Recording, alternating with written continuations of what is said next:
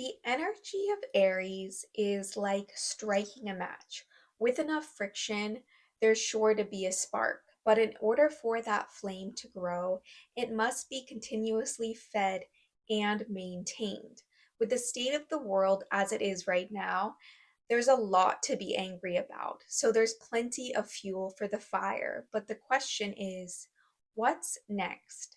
Aries is ruled by Mars, so it's deeply connected to the physical body.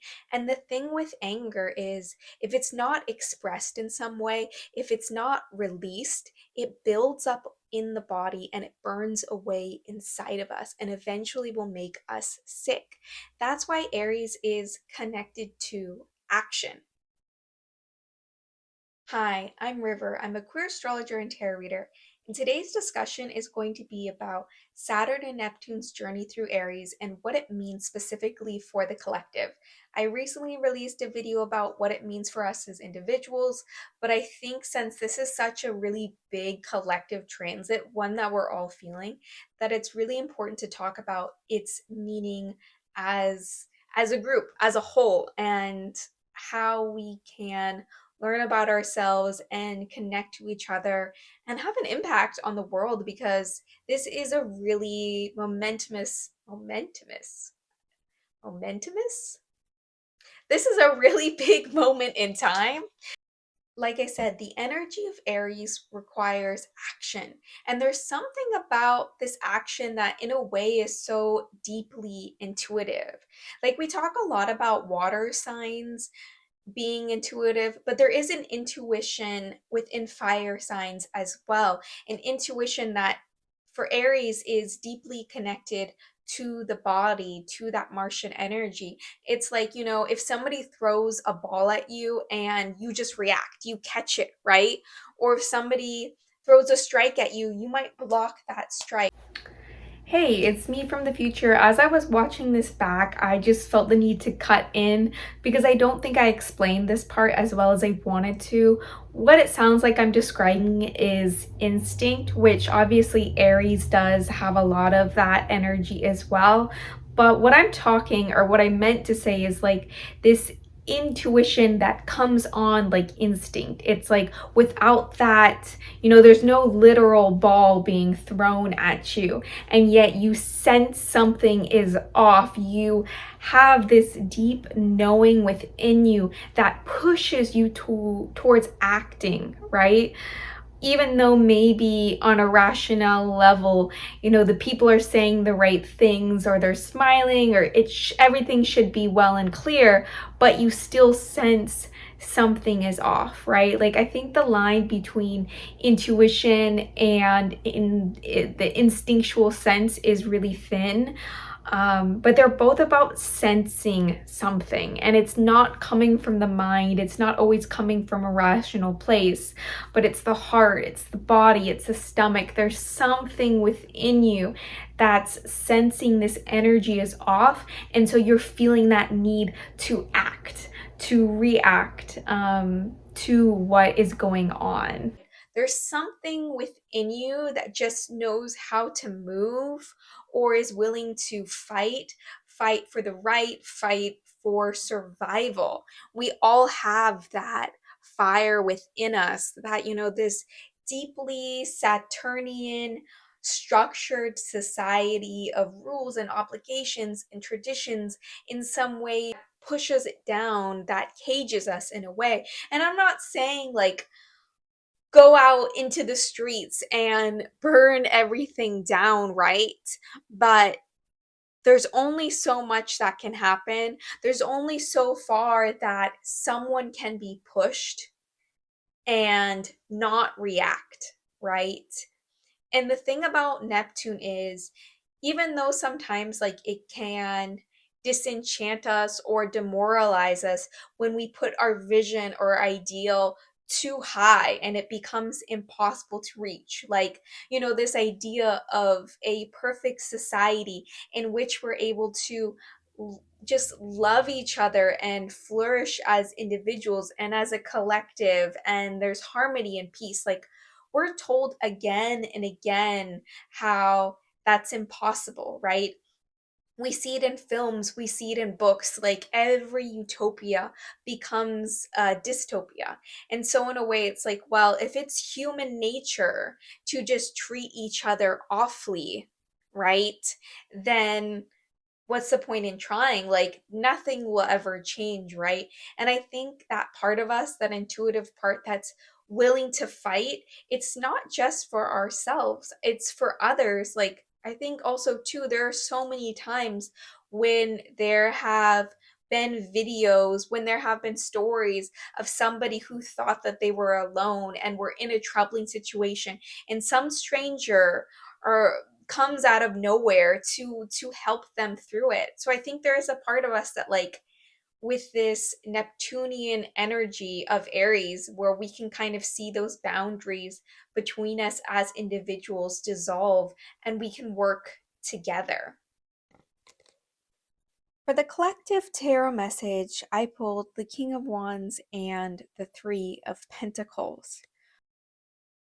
King of Wands is focused fire. It's fire that has a plan and a mission. And whenever I see it, I'm always reminded of the cultural burning practices of indigenous people all over the world, in which at certain times of the year they would set these smaller controlled fires that would burn away, build up, and shape the forest in a way that would create a healthier ecosystem and basically prevent larger wildfires from eventually happening. I'm just going to read a quote from the National Park website. Cultural burning links back to the tribal philosophy of fire as medicine.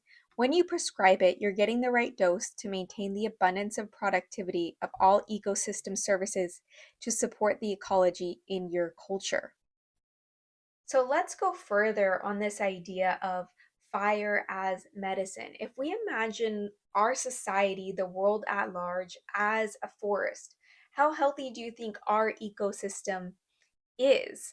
I mean, just thinking about, I mean, this is very Saturnian, right? Like we have these really old structures set in place and they are rotting and decaying, or at some points they are dead and they're blocking any growth from coming up through them, right? Like, I mean, the system is doing its job. And even if I want to believe that we have come so far, what I am seeing through the news cycles and through everything that is happening is there are certain people in power and a system that is protecting them, right? But it's destroying the health of the world. It's destroying our ecosystem, and something has to be done about it, right? If we don't have these little controlled burns to rid these structures that are no longer working, right? To rid the people who should not be in power, to bring in fresh new life, then there's going to be a giant wildfire. A wildfire, I mean, I feel like is already set and it's coming. And so, in our way, we've got to band together. Like I was talking about, Aries energy being like the strike of a match. And what's one match? Like, what's one tiny flame? What can that do? Light a candle, right? But if you imagine hundreds or thousands or millions of flames, like, what can we do with that kind of power? And I want to read something from the National Geographic website about controlled burns. Before a controlled burn is lit, a plan or prescription is drawn up. This plan includes details on how big the fire will be, what it will burn, and what managers hope to accomplish with the fire. It also includes the weather and environmental conditions under which the fire will burn and any situations that require the fire to be extinguished. Control burn managers also map out how the fire will be set, how the smoke will be managed, how to inform the public, what protective equipment might be needed, and what firefighting resources should be standing by. And so this goes back to the King of Wands, like this controlled fire energy. We're not just setting everything aflame and burning everything down. There has to be some kind of continuity with all of us, right? All of us working together with some vision in mind and having this clearly mapped out. I'm not in these spaces as much as I should be, so I don't really know. I don't have the set solution, but I'm sure that there are people out there and there are groups out there, there are resources in which we can take this fire and this energy and this anger and we can put it towards something together collectively, right? Like we don't need to all of us to be the heroes or the leaders in this situation. We just have to take the resources and the time that we have and work together to build something new, right? To go towards that vision of what many of us are hoping for.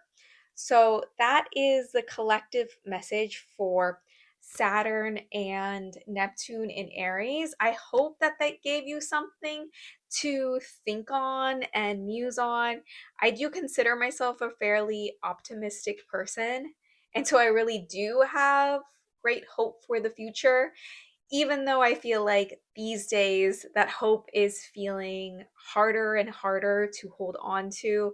But I don't want to fall into that Neptunian feeling disillusioned and not doing anything. So let me know your thoughts down in the comments. I'd love to know what it is that you're feeling in this time and in this energy.